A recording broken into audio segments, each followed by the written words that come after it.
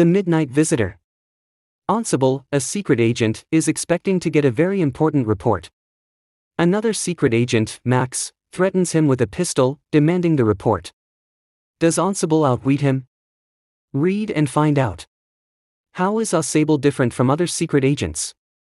Who is Fowler and what is his first authentic thrill of the day? Ausable did not fit any description of a secret agent Fowler had ever read.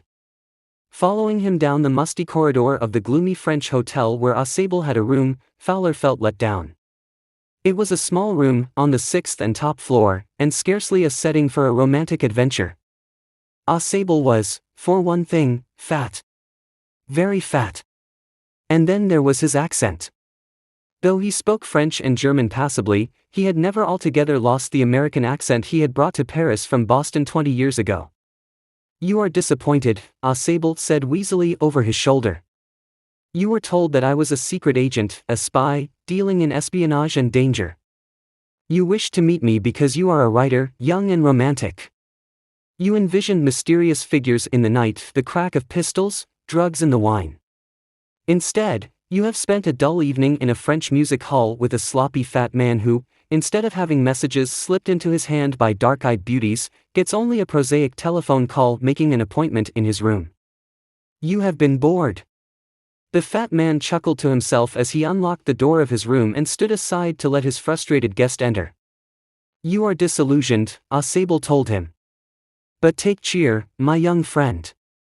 Presently you will see a paper, a quite important paper for which several men and women have risked their lives. Come to me. Some day soon that paper may well affect the course of history. In that thought is drama, is there not?" As he spoke, Ausable closed the door behind him. Then he switched on the light.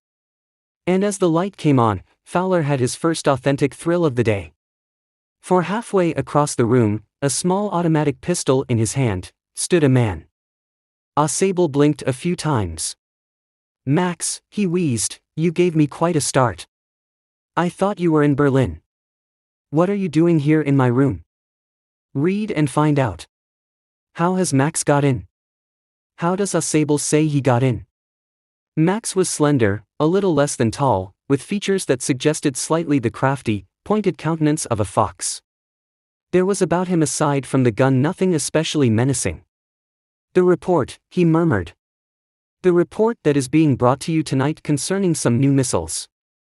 I thought I would take it from you. It will be safer in my hands than in yours." Ausable moved to an armchair and sat down heavily. "I'm going to raise the devil with the management this time, and you can bet on it," he said grimly. "This is the second time in a month that somebody has got into my room through that nuisance of a balcony." Fowler's eyes went to the single window of the room. It was an ordinary window, against which now the night was pressing blackly. "Balcony?" Max said, with a rising inflection. "No, a passkey. I did not know about the balcony. It might have saved me some trouble had I known." "It's not my balcony," Ausable said with extreme irritation.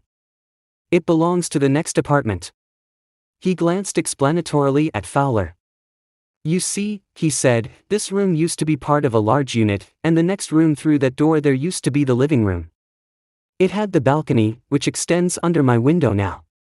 You can get onto it from the empty room 2 doors down, and somebody did, last month. The management promised to block it off. But they haven't." Max glanced at Fowler, who was standing stiffly not far from Ausable, and waved the gun with a commanding gesture. "Please sit down," he said. "We have a wait of half an hour, I think." 31 minutes, Ausable said moodily. "The appointment was for 12:30.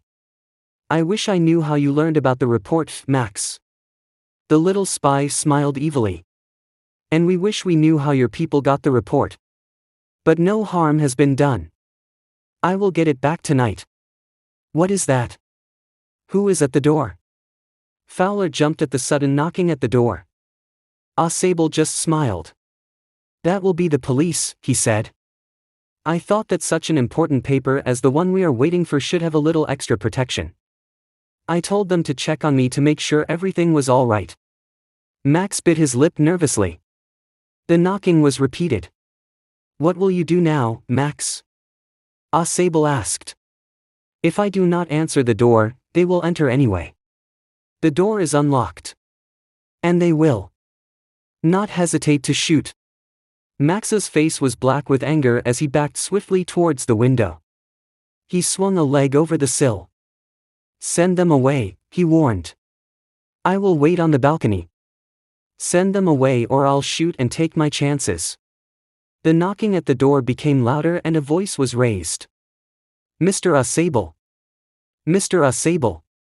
Keeping his body twisted so that his gun still covered the fat man and his guest, the man at the window grasped the frame with his free hand to support himself. Then he swung his other leg up and over the windowsill. The doorknob turned. Swiftly Max pushed with his left hand to free himself from the sill and dropped to the balcony.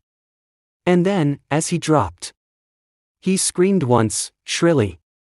The door opened and a waiter stood there with a tray, a bottle and 2 glasses. Here is the drink you ordered for when you returned, he said, and set the tray on the table, deftly uncorked the bottle, and left the room. White-faced, Fowler stared after him.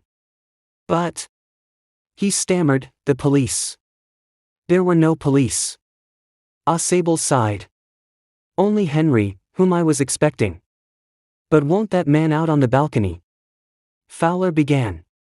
No, said Ausable, he won't return. You see, my young friend, there is no balcony. Robert Arthur. knrenglish.com. Bhavya Sri Academy.in